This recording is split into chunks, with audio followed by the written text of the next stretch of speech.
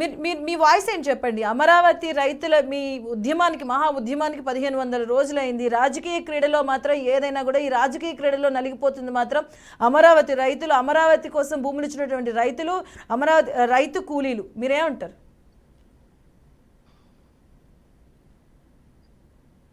Save Amaravati, save Andhra Pradesh. మేము అనేది ఏమీ లేదండి. 1500 రోజుల నుంచి కూర్చుంటే మా ముందు అసెంబ్లీకి వెళ్తా, మా ముందు మీరు సచివాలయానికి వెళ్తా, మంత్రులు గాని ఎమ్మెల్యే గాని మరి ముఖ్యమంత్రి గాని ఒక్క రోజన్నా ఏంటి మీ బాధ అన్నారండి? 1500 రోజులు అసలు మా దగ్గరకు ఒక్కళ్ళన్నా చర్చకు వచ్చారా?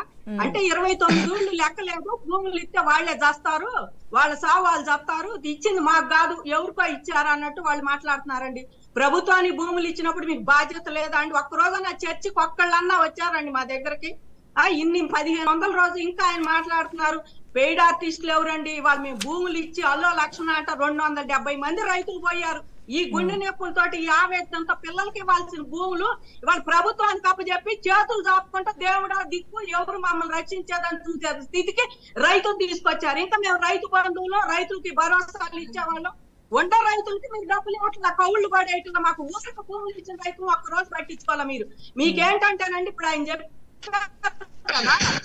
మేము 29 ఊళ్ళు లెక్కలేదు, అదే వాళ్ళ ఉద్దేశం. 29 ఊళ్ళు ఏముందో పోతే పోయినాయి అని మమ్మల్ని నిన్నాళ్ళు పట్టించుకోవాలా. కాకపోతే మీరు అంటున్నారు 3 రాజధానులు కావాలి, నేను అంతా అభివృద్ధి చేస్తానని చెప్పేసి.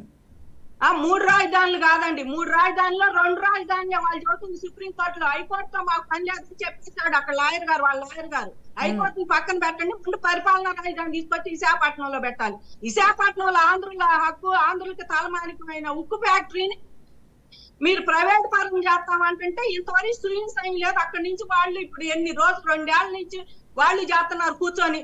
వాళ్ళు సమ్మె చేస్తున్నారు. ఏం చేస్తారు? మా పరిస్థితి ఏంటంటే దిక్కు లేదు. ఇది సూపర్ ఇది తీసుకెళ్లి అక్కడ పెడతారంట. వండయి మొత్తం తాకట్లు పెట్టారు రైతు పదార్థాలతో సహా తీసుకొచ్చి. ఈయన ఆంధ్రాకి అభివృద్ధి సంక్షేమ పథకాలు చెప్పినట్టు ఘనంగా చెప్పుకున్నారు. తాగుబోతాల పాలసీలు కూడా తాకట్టు పెట్టిన తెచ్చిన ఘనత ఏదో. వీళ్ళు ఏంటంటే చేసేది ప్రభుత్వానికి. రేపు ప్రభుత్వం అంటే వాళ్ళకి ఇచ్చిద్దంట. ఏంటి మాకు మళ్ళీ మీకు మళ్ళీ ఇస్తే జెట్ స్పీడ్ ఆంధ్రాని అంతా ముంచి పారేసి ఆంధ్రాని అప్పులు పాలు చేసి అప్పుడు చేస్తారు మీరు. అంతే ఇవాళ మరి రైతుల ఆవేదన అట్టుంది. 7 కౌలు పడేయలేదండి. 2 ఎకరాలు మాకుంది, ఎకరం రైతు నేను కౌలు వేయలే. ఏంటి మా పరిస్థితి?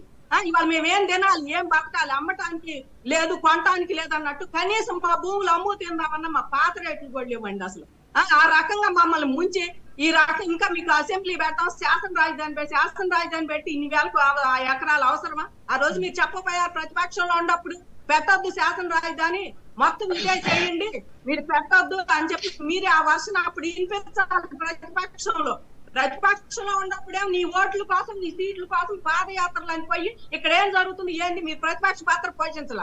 ఇప్పుడు వచ్చి నేను చెప్పానప్పుడు వద్దన్నారు. అభివృద్ధి ఎక్కడ లేదండి. అనంతపురంలో కియో పెడితే అది అభివృద్ధి కాదా? మరి సోలార్ పార్క్ పెడితే అభివృద్ధి కాదా? శ్రీ సిటీ తెస్తే అభివృద్ధి కాదా?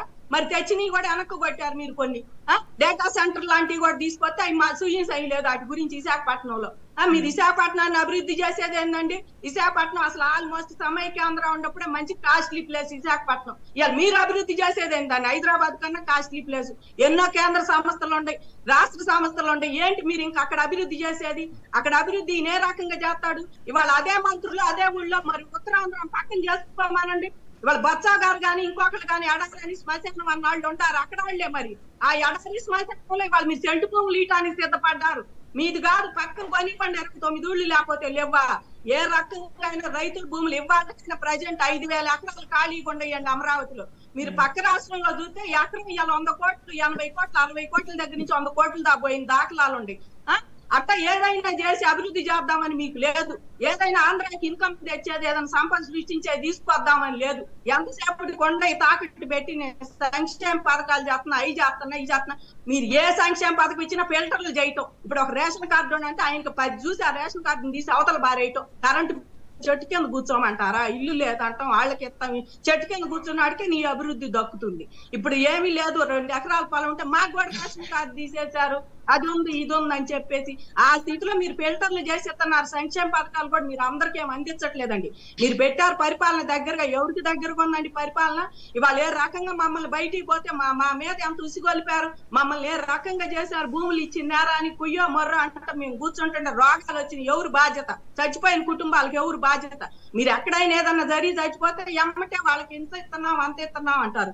మరి వాళ్ళ రైతులు ఎవరిని అడుగుతారండి? ఇళ్ళలో మరి మా యజమాని చచ్చిపోతున్నాడు, పిల్లలు చచ్చిపోతున్నారు. దీంతో దిగులు. ఇప్పుడు మా అందరికి లేనిపోయిన బీపీలు షుగర్లు కూడా వచ్చినాయి. ఈ ఉద్యమం వచ్చాక నిజం చెప్పాలంటే మనస్ఫూర్తిగా చెప్తున్నా, కూర్చొని ఆలోచించి మాకు బీపీలు షుగర్లు కూడా వచ్చిన అవసరం ఏముందండి? ఆ 2 ఎకరాలే కౌలు చేసుకునే వాళ్ళు ఇంకొక ఎకరం కౌలు చేసుకొని బతికేవాళ్ళు. మేమే రాజు మేమే మంత్రి. కానీ వాళ్ళు జగన్మోహన్ రెడ్డి గారు ఆయనే రాజు ఆయనే మంత్రి. నేను చెప్పిందే జరగాలి. ప్రతిపక్షంలో ఉన్నప్పుడు మాట ఒక్కటి జరిపించలా. ఆయన అంటున్నారు మాకు ఇంకా ఓట్లు వేస్తారని. ఏమేస్తారని మీ కోట్లు? ఇవాళ మేమనే మా 29 కాదు, మీకు లెక్కలేదు. 29 లేకుంటే ఎప్పుడో మాతో చర్చలు జరిపి మాదేదో చెప్పి చూపించేవాళ్ళు. ఇవాళ ఏ ప్రభుత్వం వచ్చినా సరే మేము ప్రభుత్వం కోసమో పార్టీల మీద మేము చేయటం లేదండి. తెలుగుదేశం వాళ్ళు కోర్టుకి ఎక్కారా అంటున్నారు. తెలుగుదేశం వాళ్ళు ఎక్కారో ఎక్కలేదో మా తెలియదు కానండి, రైతులు మాత్రం మూకుమ్మడిగా కోర్టులకి ఎక్కాం. ప్రతి దాన్ని మా మీద 300 చిల్లర కేసులు వేసాడు. చిన్న చితక అన్ని లేచిన కాడి నుంచి కాలికెత్తే ఏలికెత్తే కాలికి. ఇవాళ ఇది క్లియర్ గా హైకోర్టు నుంచి ఓ తీర్పు వచ్చింది అంటే తెల్లారేపటికి ఇంకోటి రెడీ చేసుకొని పెడుతున్నారు. ఇంకోటి జీవో అంటే కాలక్షేపం. అది జరగదని తెలుసు. ఇప్పటికైనా అడ్మినిస్ట్రేషన్ కూడా అంతే ఉందండి. అంటే మా రైతులకు అంత మండిపోతుంది. యథాతథ కాదు అడ్మినిస్ట్రేషన్, వాళ్ళు కూడా అంతే ఉండారు. మీరు రాజ్యాంగానికి సరిగ్గా బోధం రాజ్యాంగబద్ధంగానే ఎవరన్నా చేస్తున్నారా అండి? మేము కోర్టులో చల్లని కూడా తీసుకొచ్చి మా కూడా కోర్టుకి వేస్తాం రైతుల్ని. అయ్యన్నారు 2 పాటు అసలు పనులు చేయకుండా ఆపేపించారు అమరావతిలో. ఆ పనులన్నీ మెల్లిగా జరిగి వచ్చేపాటికి ఎలక్షన్ వచ్చింది. నేను యువకుడిని ఉత్సాహవంతుడిని, మీకు 150 గజాలు ఎక్కువ ఇస్తాను. నువ్వు ఆ రోజు చెప్పిన మాటలు డెవలప్మెంట్ కాదు.